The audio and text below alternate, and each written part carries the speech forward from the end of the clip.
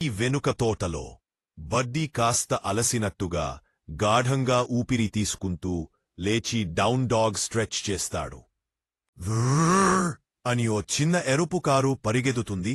గాలిలో తిరుగుతూ దుమ్ము లేపుతూ వస్తుంది. బడ్డీకి ఆట మొదలయ్యింది అని అర్థమైపోతుంది. అతను డప్పగా నిలబడి వెనకపడతాడు. పోటీ మొదలవుతుంది. మ్రాన్ చిలిపిగా తోటలోకి దూసుకెళ్తుంది.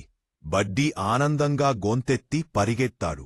వారు పూల చెట్లు, స్ప్రింక్లర్లు, బుట్టలు దాటి పరుగులు తీస్తారు. ఒక్కసారి బడ్డీ తడిపడిపోతాడు. కాని వెంటనే తిరిగి బ్యాలెన్స్ తీసుకుంటాడు. మ్రాన్ ఆగిపోతుంది. బడ్డీ కూడా నెమ్మదిగా దిగి ముందు నిలబడ్డాడు. మ్రాన్ బీప్ బీప్ చిలిపిగా, బడ్డీ వుఫ్ ఉత్సాహంగా తోకూపుతూ. ఇప్పుడు మ్రాన్ దాగేనడానికి వెళ్ళిపోతుంది. ఓ బకెట్ వెనకకి.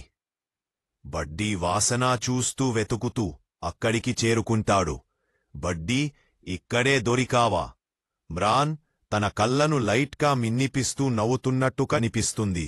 ఒక టెన్నిస్ బాల్ వెనక ఫెన్సు క్రింద గుచ్చుకుపోయింది.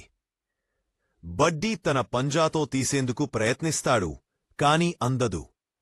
వ్రూమ్ ముందుకు వచ్చి ఫెన్సు క్రిందకి దూరి బాల్ను బయటికి తోసేస్తుంది. బడ్డీ ఆనందంగా బాల్ను పట్టుకుని తీసుకెళ్తాడు.